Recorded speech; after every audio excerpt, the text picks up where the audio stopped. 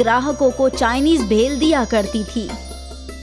बाजी बहुत जायकेदार है, मजा आ गया, कल हम फिर आएंगे। हाँ हाँ बेशक आना।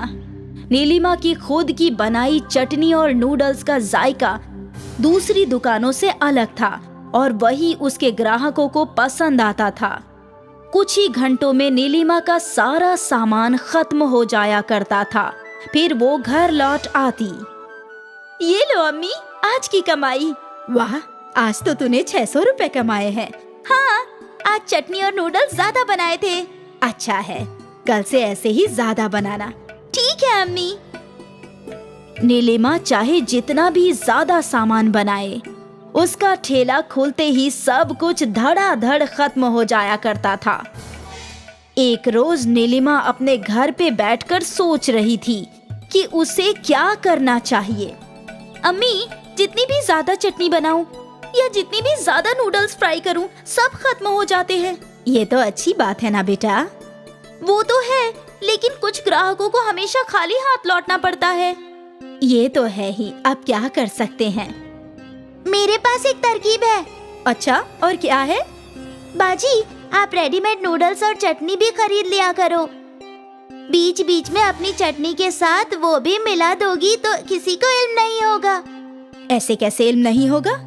अरे अम्मी, बाजी के नूडल्स के बीच में अगर रेडीमेड नूडल्स हो तो किसी को पता नहीं चलेगा कि कौन सा बाजी का है और कौन सा रेडीमेड। वैसे बात में तो दम है, लेकिन फिलहाल मैं ये नहीं करूँगी। फिलहाल मैं और भी ज्यादा नूडल्स बनाऊंगी। हाँ, यही वाजिब है नीलिमा।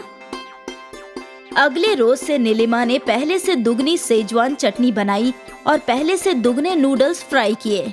उम्मीद है अब सबको मिलेगा। सारा सामान लेकर नीलिमा अपने ठेले पर गई और इस रोज नीलिमा के ठेले पे एक फेमस फूड ब्लॉगर आया। हम आए हैं बाजी की मशहूर चाइनीज भेल खाने। सुना है बहुत लजीज है, देखते हैं। वाह, ये तो लाजवाब है। आप सभी को नीलिमा बाजी की चाइनीज भेल टेस्ट करनी चाहिए। इस फूड ब्लॉगर का वीडियो वायरल हो गया और हर कोई जो वीडियो देखता वो नीलिमा के ठेले पर पहुंच जाता। अब नीलिमा को वापस चटनी और नूडल्स कम पड़ने लगी थी। एक चाइनीज भेल दे दो बाजी। भाईजान, सब कुछ खत्म हो गया है, आप कल आ जाइए। नीलिमा को ग्राहकों को खाली हाथ भेजना अच्छा नहीं लग रहा था। उस रात जब वो घर लौटी, अम्मी, उस वायरल वीडियो की वजह से ग्राहक और भी बढ़ गए हैं। बहुत अच्छा है बेटा। वो तो है, लेकिन आज भी सब कुछ खत्म हो गया। मुझे ग्राहकों को खाली हाथ भेजना पड़ा। अरे बाजी, आपको बोल तो रही हूँ, मेरी तरकीब इस्तेमाल करो। हाँ हाँ, वही सोच रही हूँ, कल बाजार से सब ले आऊंगी। ये हुई ना बात। अगली सुबह नीलिमा बाजार से सेजवान चटनी का कैन और नूडल्स के बड़े बड़े पैकेट लेकर आई। फिर नीलिमा ने अपने रोज की चटनी बनाई और साथ ही नूडल्स भी फ्राई किए।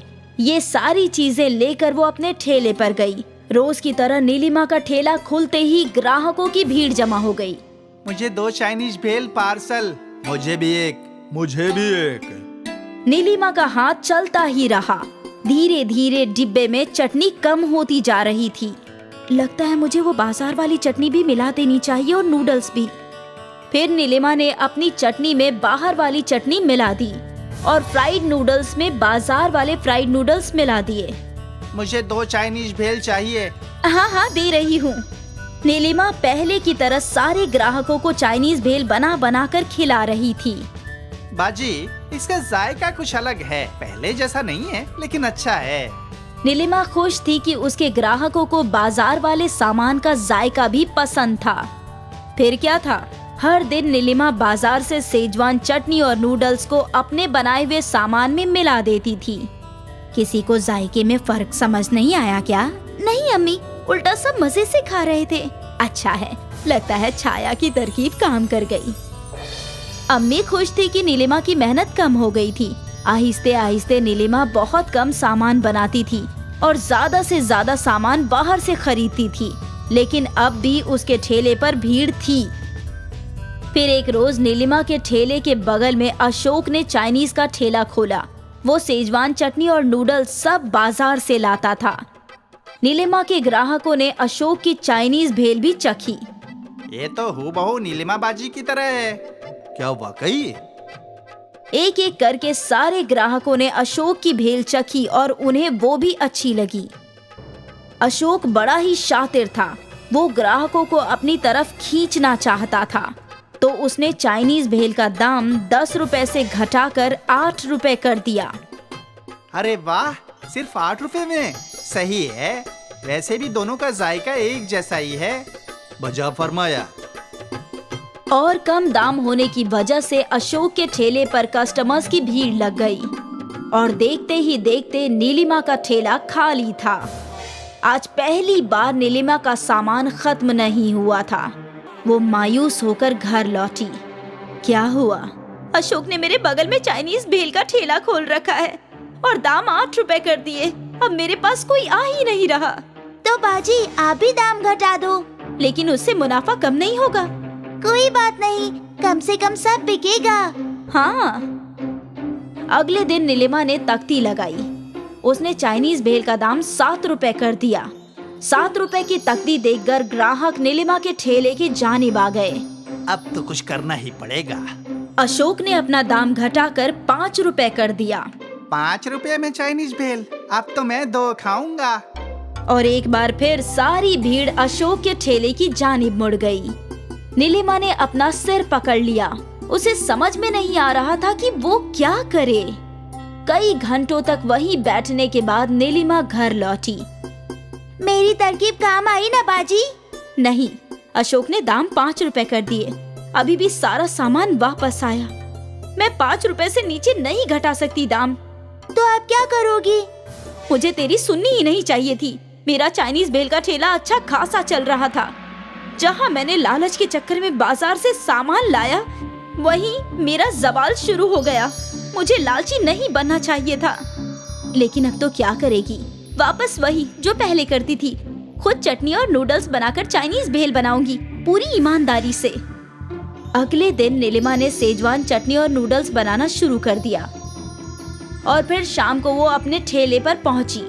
नीलिमा ने तख्ती बदल दी और 10 रुपए लगा दी और उसके ऊपर लिख दिया होममेड। कुछ देर तक नीलिमा के ठेले पर ग्राहक नहीं थे, लेकिन फिर एक खातून आई। आपकी चाइनीज भेल महंगी क्यों है बाजी? मेरी चटनी और नूडल्स होममेड है। ऐसा जायका आपको बाजार के नूडल्स और चटनी में नहीं मिलेगा। एक चाइनीज भेल दीजिए ना। हाँ। नीलिमा ने उस खातून को चाइनीज भेल दिया। वाह, बहुत अच्छी है। आज तक ऐसी चाइनीज भेल नहीं खाई।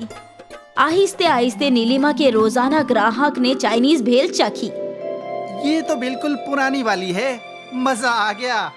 और फिर क्या था, सारे ग्राहक नीलिमा के चाइनीज भेल के ठेले पर लौट आए।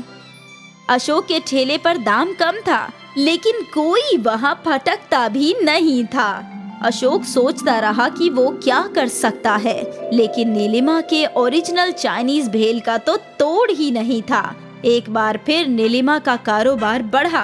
वो खुश थी और फिर कभी भी उसने अपने कारोबार में लालच को नहीं आने दिया।